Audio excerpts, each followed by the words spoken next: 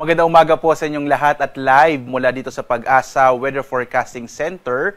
Narito na ang lagay ng ating panahon ngayong unang araw sa buwan ng Disyembre, ngayong araw ng Lunes. Sa ating latest satellite images, makikita po natin, patuloy pa rin, narito pa rin yung bagyong tinawag nating Berbena o si Tropical Storm Koto na huli nating namataan na sa 480 kilometers northwest ng Pag-asa Island. Pero hindi naman natin nakaka-apekto pa sa anumang bahagi ng ating bansa. Meron pa rin tayong amihan o northeast monsoon na magdadala pa rin na mahihinang mga pag-ulan, particular na dito sa may bahagi nga po ng extreme northern Luzon sa may Batanes area. Meron pa rin easterlies na magdadala ng mga localized thunderstorms sa malaking bahagi ng Luzon at Visayas. Habang sa ngayon nga, yung Intertropical Convergence Zone or ITCZ, ito yung pagsasalubong ng hangin mula sa magkaibang hating globo or hemispheres. Ito yung magdadala ng mga pag-ulan naman sa silangang bahagi ng Visayas at ng Mindanao. Kaya ngayong araw po, posibleng ang mga pag-ulan mula mahina hanggang sa katamtamang mga pag-ulan, kalat-kalat na mga pagkilat-pagkulog sa eastern section ng Visayas at dito sa may Caraga at Davao Region. Samantala, meron po tayong minomonitor ngayon. Ito po yung cloud cluster dito sa may bahagi. Silangang bahagi ito ng Philippine Area of Responsibility. Base sa ating mga pinakahuling datos, may posibilidad na itong cloud cluster pa po ito sa ngayon ay posibleng maging low pressure area sa mga susunod na araw at papasok ng Philippine Area of Responsibility. Lalo't nga ngayong buwan ng Disyembre, 1 hanggang 2 bagyo ang inaasahan nating maaring mabuo or papasok ng Philippine Area of Responsibility. Kaya tumutok po sa mga update ng Pag-asa para dito sa minomonitor natin na cloud cluster na nasa labas pa ng PAR.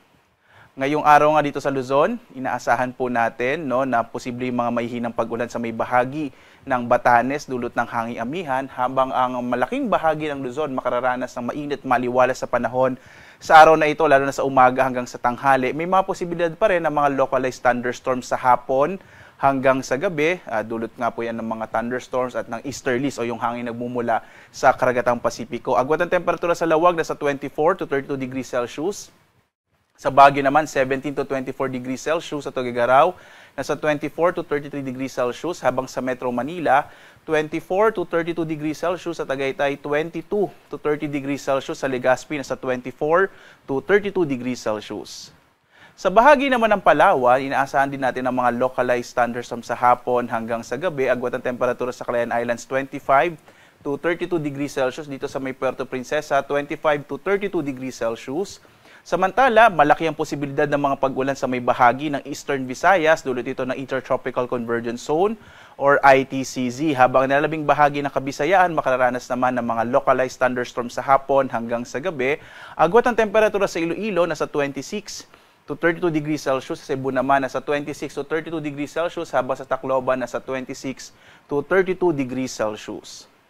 Sa Caraga at Davao Region, inaasahan din natin ang mga pag-ulan sa araw na ito. Dulot ito ng Intertropical Convergence Zone or ITCZ. Habang nalalabing bahagi ng Mindanao, makararanas ng bahagyang maulap hanggang sa maulap na kalangitan na may mga pulupulong pag-ulan, pagkilat, pagkulog. Agwat ang temperatura sa Zamboanga, nasa 25 to 34 degrees Celsius. Sa Cagayan de Oro naman, 26 to 31 degrees Celsius. Habang sa Davao, nasa 26 to 32 degrees Celsius.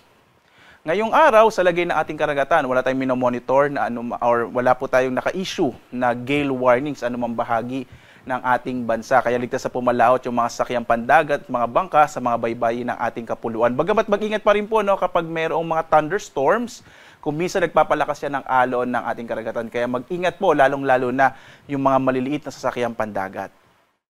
Narito naman yung ating inaasahang magiging lagay ng panahon para sa linggong ito. Makikita po natin by tomorrow, malaking bahagi na ng Mindanao ang makararanas ng mga pag-ulan dulot ng Intertropical Convergence Zone ITCZ.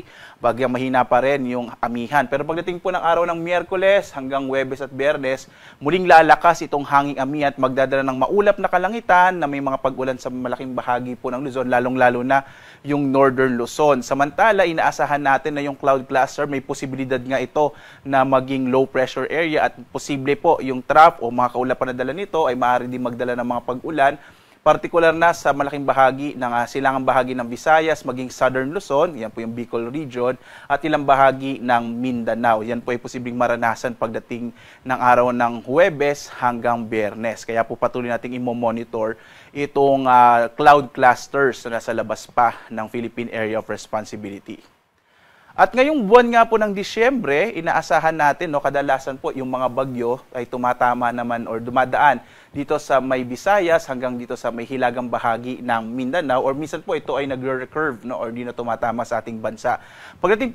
Buwan po kasi ng Disyembre, malakas yung high pressure area, no, dito sa may hilagang bahagi ng ating bansa. Kaya dahil doon hindi na tumutungo pa hilaga yung mga bagyo, or minsan itinutulak ito ng high pressure area, at dito po kadalasan tumatama ang mga bagyo sa Visayas at Mindanao. At base nga sa ating pagtataya, 1 hanggang 2 bagyo ang maaring mabuo or papasok ng Philippine Area of Responsibility. Ang susunod po na pangalan ng bagyo ay nasa letter W na tayo, Bagyong Wilma, ika-23 bagyo ito kung sakali sa loob ng Philippine Area of Responsibility. Huli po tayo nagkaroon ng letter W noong taong 2013. Ito rin yung taon kung saan po nagkaroon tayo ng bagyong Yolanda. Umabot po tayo ng letter Y. So abangan po natin kung magkakaroon ulit tayo ng ngayong bagyo na magsisimula po sa letter W. Kaya lagi pong tumutok sa update ng Pag-asa.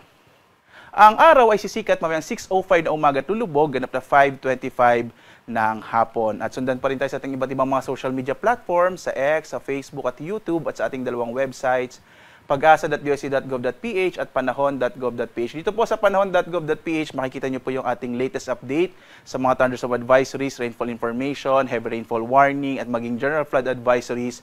Sa buong bansa, nakamapa po iyon real time, kaya ma-update po kayo lagi kapag bumisita po kayo sa mga websites ng Pag-asa.